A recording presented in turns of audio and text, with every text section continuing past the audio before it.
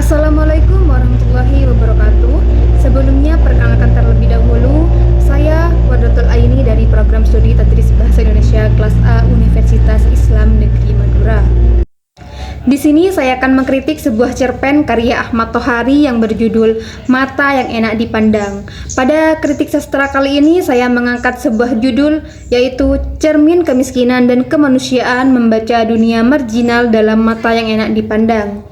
Dalam sebuah cerpen tersebut terdapat dua orang tokoh utama yang bernama Mirta yaitu sebagai pengemis tua yang buta dan Tarsa sebagai penuntunnya yang selalu bersama dengan Mirta. Nah, kejadian dalam cerpen ini terjadi di stasiun kereta api di siang hari yang begitu panas. Cerpen ini mengisahkan Mirta, seorang pengemis tua yang buta, dan Tarsa, bocah atau anak-anak penuntunnya. Nah, keduanya ini beristirahat di bawah pohon depan stasiun setelah seharian mengemis. Nah, di tengah terik matahari, waktu siang hari itu kondisi Mirta semakin memburuk, tubuhnya panas tinggi, bibirnya pucat, hingga akhirnya pingsan. Nah, sementara itu Tarsa tetap bermain yoyo dengan riang karena dia tidak menyadari betapa seriusnya kondisi Mirta. Karena Tarsa ini masih anak-anak, jadi mungkin belum ngerti kalau orang tua itu sudah sakit gitu. Nah, ketika kereta akan masuk, Tarsa ini mendesak Mirta untuk bangkit dan mengemis. Pertengkaran kecil pun terjadi karena hasil mengemis hari itu sangat sedikit. Nah, disinilah muncul dialog filosofis yang menjadi inti cerpen, yaitu Mirta meyakini bahwa orang dermawan bisa dikenali dari matanya yang lembut dan enak dipandang. Nah, berbeda dari mata penumpang kereta kelas 1 yang dingin dan penuh jarak. Nah, ironi besarnya ini hadir justru Mirta yang buta secara fisik paling mampu melihat kemanusiaan seseorang. Cerpen ini ditutup dengan Tarsa yang hanya bisa berbisik lirih mengajak Mirta bangkit mencari orang-orang yang matanya enak dipandang. Namun tak ada jawaban. Nah, di ending atau di akhir dari cerpen ini sangat menggantung dan menjadi pertanyaan simbolik. Apakah harapan kaum miskin akan Apakah harapan kaum miskin akan selalu tak direspon oleh dunia yang terus berlalu begitu saja? Di dalam cerpen ini saya menemukan beberapa kelebihan dan kekurangan. Nah, kelebihan yang saya dapat yang pertama yaitu gaya bahasa yang dipakai itu realistis, kuat, dan mengalir natural. Nah, yang kedua ini dialognya yang hidup sehingga mencerminkan psikologi tokoh marginal yang dengan kata lain yaitu sebuah individu atau kelompok yang terpinggirkan dari akses ekonomi maupun sosialnya. Nah, yang ketiga ini simbol mata. Simbol mata ini mempunyai multi tafsir sebagai atau sebuah empati dan harapan besar gitu. Nah, yang ketiga ini kritik sosial. Kritik sosialnya ini tersampaikan tanpa menggurui pembacanya. Nah, yang terakhir ini setting atau latar di stasiun efektif sebagai mikrokosmos atau dunia kecil masyarakat. Nah, adapun kekurangan yang pertama yaitu satu, alurnya terbatas karena ini antologi bukan cerpen penuh.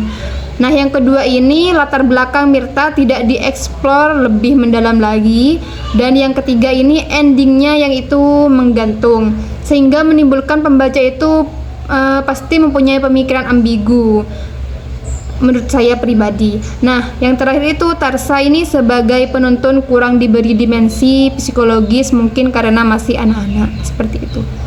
Di sini saya menemukan 3 kutipan yang menurut saya masuk dengan judulnya. Nah, kutipan yang pertama terdapat kalimat mata orang yang suka memberi tidak galak. Mata orang yang suka memberi, kata teman-teman yang melek enak dipandang. Nah, dari kata mata sendiri di sini berfungsi sebagai penanda kelas sosial sekaligus penanda moral. Nah, orang yang kaya yang naik kereta kelas 1 digambarkan bermata dingin sehingga tidak mau melakukan kontak batin dengan pengemis. Sementara mata yang enak dipandang ini adalah mata yang mengandung empati. Jadi dapat disimpulkan bahwa kekayaan materi tidak menjamin kekayaan empati. Nah, kutipan yang kedua itu terdapat kalimat kamu yang punya mata seharusnya kamu bisa melihat orang yang biasanya mau kasih recehan. Nah, Dapat dilihat dari kalimat tersebut bahwa Tarsa menyalahkan Mirta yang buta karena hasil mengemis sedikit. Tapi justru disinilah ironi terbesar cerpen bekerja. Tarsa yang melek itu atau yang bisa melihat secara fisik justru tidak mampu membaca manusia seperti Mirta yang buta. Jadi kemampuan melihat sesungguhnya itu bukan soal mata fisik, melainkan kepekaan hati dan pengalaman hidup yang sebenarnya. Nah, kutipan yang terakhir atau kalimat yang ketiga ini terdapat Kang Mirta bangun karena kereta api kelas 3 datang. Ayo kita cari orang-orang yang matanya enak dipandang. Nah, dapat dilihat dari kalimat tersebut ini sangat kuat secara simbolik.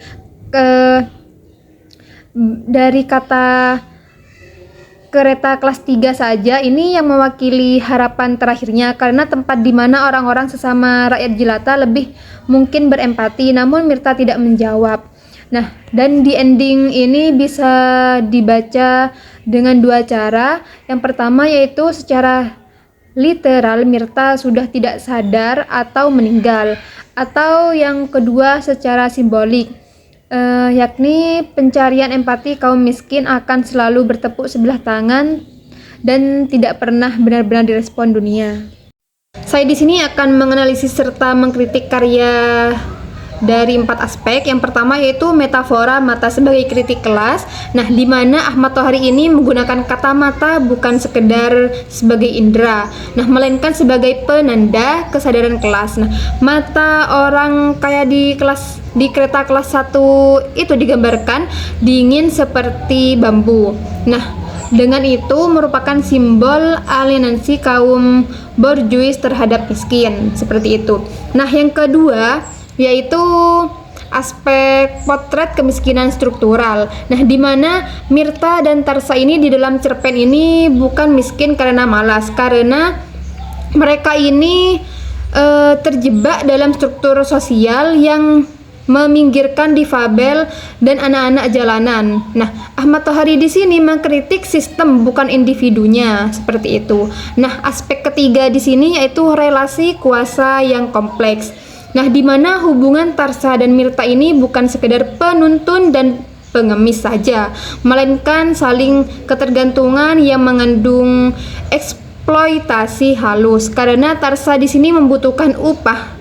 Nah, sedangkan Mirta membutuhkan mata. Dengan hal itu, ironi relasi ini mempunyai kuasa terbalik. Nah, yang aspek terakhir ini yaitu ada humanisme sebagai resistensi, di mana frasa dari mata yang enak dipandang ini menjadi ekspresi pencarian kemanusiaan di tengah dunia yang keras seperti saat ini. Hal ini adalah bentuk resistensi simbolik kaum marginal, seperti itu. Cerpen ini lebih masuk ke pendekatan Marxisme dan humanisme, karena menurut saya ini cocok. Dapat dilihat dari segi humanisme sastra, di mana cerpen ini merayakan martabat manusia meski dalam kondisi paling hina. Nah, dari cerita Ahmad Tohari ini memanusiakan kaum marginal dengan memberi mereka kebijaksanaan. Kalau dilihat dari segi semiotika, kata mata sebagai tanda dengan petanda ganda. Secara literal indera penglihatan, secara konotatif empati, kelas sosial, dan harapan. Sedangkan kalau dilihat dari segi realisme sosial, Ahmad Tohari ini menggunakan teknik realisme untuk merepresentasikan kehidupan nyata kaum miskin kota dengan akurat dan tanpa idealisasi berlebihan, seperti itu. Interpretasi dalam cerpen Mata yang Enak Dipandang bukan sekedar deskripsi fisik, melainkan metafora keinginan kaum marginal untuk menemukan kemanusiaan di dunia yang menolak mereka. Nah, Mirta yang buta secara fisik justru paling melihat realitas sosial, bahwa dermawan sejati punya mata lembut, bukan mata bambu yang dingin. Nah, Ahmad Tohari ini sebagai penulis mengajak pembaca mempertanyakan, siapa sih sesungguhnya yang buta? Apakah Mirta atau penumpang kereta kelas 1?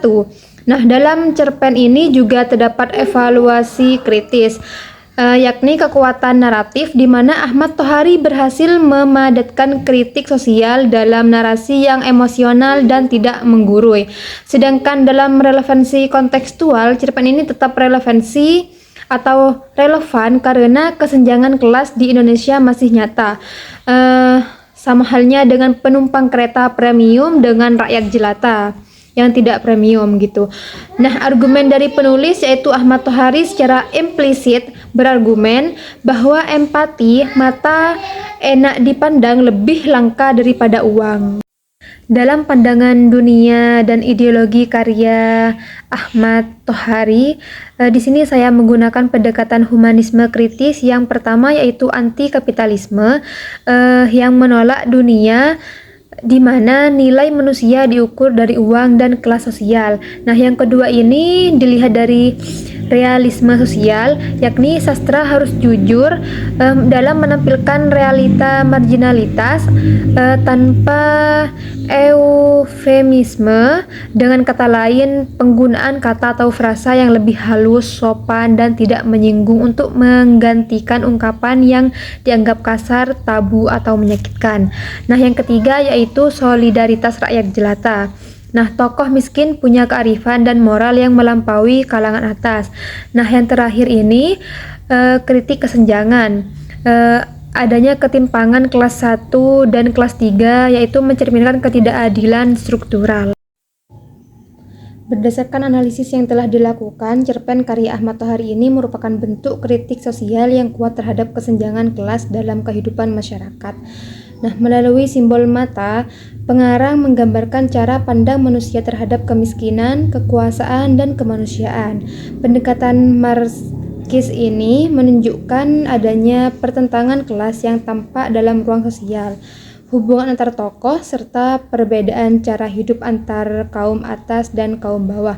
Ahmad Tohari juga berhasil menghadirkan kaum marginal sebagai sosok tetap memiliki martabat dan kemanusiaan, bukan sekedar objek belas kasihan. Dengan gaya realisme yang sederhana namun menyentuh, cerpen ini mampu menyampaikan kritik ideologis yang mendalam sehingga pembaca diajak untuk lebih peka terhadap realitas sosial di sekitarnya.